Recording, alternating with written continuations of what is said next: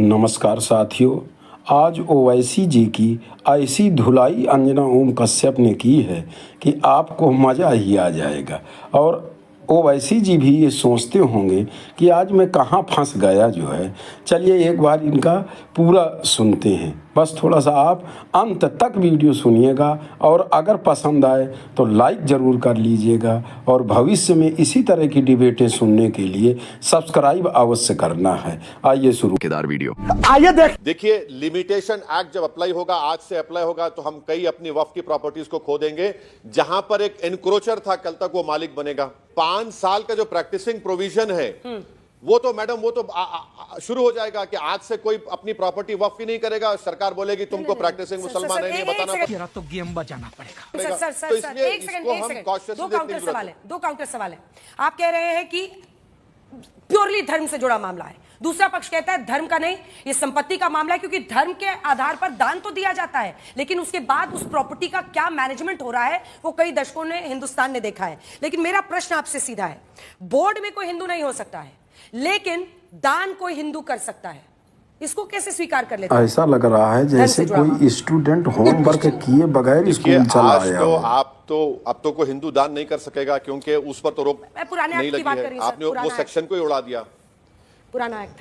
नहीं मैडम, अब तो पुराना एक्ट नहीं रहा ना। नहीं मैडम, पुराने एक्ट में तो हिंदू दान कर सकता था। हाँ। अब नए कानून में तो हिंदू दान नहीं कर सकता। जब हिंदू दान नहीं करेगा सर, या फिर कोई भी गैर मुस्लिम नॉन मुस्लिम जब दान नहीं कर सकेगा, तो आप कैसे उसको मेंबर बनाएंगे? आप पुराना एक्ट चाहते हैं तो क्या आपको हिंदुओं का दान कबूल है? मैं सवाल बदल देती हूँ सर, आप पुराना एक्ट ही चाहते हैं, संशोधन नहीं चाहते हैं, तो क्या आपको हिंदुओं का दान कबूल है? आपको मैं समझाने की कोशिश कर रहा हूं कि राजाओं ने समझाने का बहाना करके स्वयं बाहर निकलना चाहते हैं। उनके दौर में उन्होंने 100, 150, 200 साल पहले हर धर्म के लोगों को दान दिया था। राजस्थान के किसी आप वक्फ बोर्ड के आदमी को बिठाकर पूछ लीजिए कि क्या हिंदू राजाओं ने वक्फ बोर्ड को नहीं दिया था कब्रस्तान की जमीन, ईदगाह की जमीन, मस्जिद बनाने के लिए या दरगाहों के लिए नहीं दिया था? पूछ लीजिए। इसीलिए हम कह रहे हैं कि वो सेक्शन को जब आप उड़ाएंगे तो उसका इफेक्ट पड़ेगा ना मैडम। अच्छा, मैं पुनः आपसे पूछ रही हूं, 2025 में, हम 2025 में जी रहे हैं ना सर, 2025 में क्या गैर मुस्लिम से यानी हिंदुओं का दान स्वीकार है? आप बोल। एक बात सुनिए, कॉन्स्टिट्यूशन में हिंदू एंडोमेंट बोर्ड को मुसलमान दे सकता है, क्रिश्चियन दे सकता है, सिख दे सकता है, मगर उसके एडमिनिस्ट्रेशन में नहीं बैठ सकता। सर एक बार बोल दीजिए ना कबूल है। कैसे कर रहे हैं आप बताइए हमको? पूरा झंझट ही खत्म हो जाएगा, मुझे 5 बार नहीं पूछना पड़ेगा सर। गजब बेइज्जती है। अरे आप कह रहे हैं कि कबूल है, दान कबूल है, लेकिन बोर्ड में कबूल नहीं है। यही कह रहे हैं ना मैडम, लाइटर वेन में आपसे कह रहा हूं कि आज से कई बरस पहले 1996 में दिसंबर में मेरी बीवी से शादी हुई थी, तो काजी साहब आकर पूछे आपको कबूल है, आप काजी क्यों बन रहे हैं? मैडम, मेरी शादी हो चुकी है। देखिए, जब 95 के एक्ट में ये प्रोविजन था, अरे जो प्रोविजन था, अरे सुन तो लीजिए, नहीं सुन तो मेरी मैडम मेरी बात सुन लीजिए। अगर कोई हिंदू धर्म के लोग, ईसाई धर्म के लोग, सिख धर्म के लोग जो नॉन मुस्लिम हैं वो दान देना चाह रहे हैं, तो यकीनन वक्फ की प्रॉपर्टी बनती है, ये बनेगी वो, ठीक है।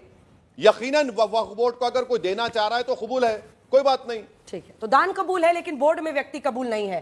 कैसे कैसे लोग रहते हैं यार यहाँ पर। अगला सवाल तो सुनिए, आप ये कह रहे हैं बार बार कि ये धर्म से जुड़ा मामला। अब देखिए, सवाल ये संपत्ति का है, कितनी प्रॉपर्टी, जो कि मैं हर बार आपको बताती हूँ सर, वक्फ बाय यूजर, खाली आपको हम बता दें, वक्फ बाय यूजर की 22.20 लाख प्रॉपर्टीज है, और पूरी जो प्रॉपर्टीज है उसका हिसाब किताब है। दिल्ली शहर के बीचों बीच वक्फ की प्रॉपर्टी मुतवलियों के साथ मिलजुल कर एक व्यक्ति को दे दी जाती है, और वो 5 स्टार होटल वहां चला रहा है, वो 5 स्टार होटल मौजूद है, समझ रहे हो?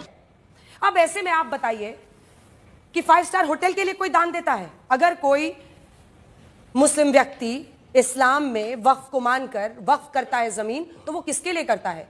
कि जो गैरतमंद, जिनको भी जरूरतमंद लोग हैं, उनको ये फायदा मिले इसका। लेकिन वहां तो साहब 5 स्टार होटल चल रहा है।